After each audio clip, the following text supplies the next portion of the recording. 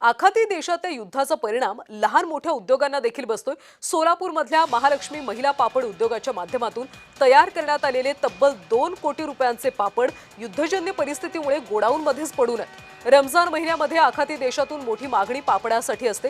काही व्यापाऱ्यांनी पापडसाठी आधीच ऑर्डर दिली होती, त्यामुळे जवळपास 2 कोटींचं पापड पॅकिंग करून तयार आहे। मात्र युद्धामुळे निर्यात बंद झाली, त्यामुळे या कोट्यवधी रुपयांच्या पापडाचं नेमकं करायचं काय असा सवाल या उद्योगासमोर आहे। आणि याबाबत पापड कामगार महिलांशी संवाद साधलाय आमचे प्रतिनिधी रवी ढोबळे।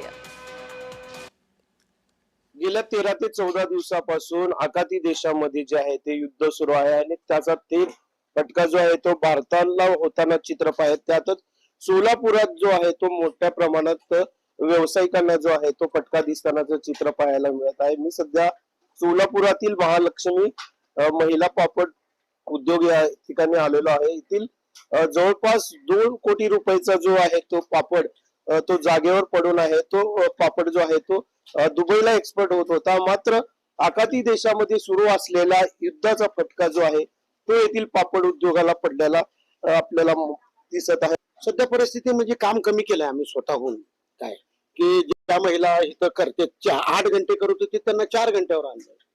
तसं काय काम कमी झालेलं आहे पूर्ण। आमचं 8 तास होते कमी झाले। मग हे आता सणावाराचे दिवस आहेत, काम कमी झाले तर आमचं पण सगळं ह्याच्यावरच आहे ना। त्याची भीती आम्हाला पण युद्ध थांबलं पाहिजे। हे काहीतरी शासनाने दररोज किती तास काम करताय? आता आम्ही 8 तास काम करतो दररोज, पण आता ह्याच्यामुळे आम्हाला 4 तासच काम आहे।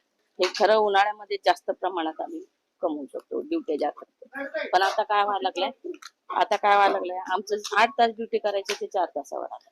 20 किलो पापड करणारी 8 किलोवर 7 किलोवर आलेली, म्हणजे उद्योगच नेमकं मटेरियलच कमी काढायला लागलं, ऑर्डरच थांबल्यामुळे। मग हे असं झालं तर मग पुढे बायकांचं कसं जायचं, ह्याबद्दल सरकारने विचार करावा आणि रवी ढोबळे, जय महाराष्ट्र न्यूज, सोलापूर।